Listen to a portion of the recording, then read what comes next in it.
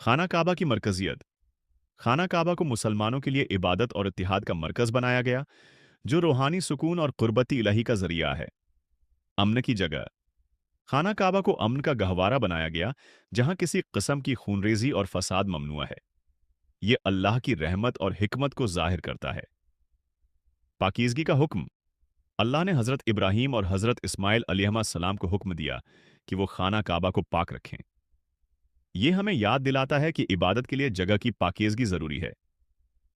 इबादत के ऐमाल, तवाफ़, अतिकाफ़, रुकुआ और सजदा इबादत के वो ऐमाल हैं जो अल्लाह की क़ुर्बत का ज़रिया हैं और खाना काबा की रूहानी अहमियत को ज़ाहिर करते हैं।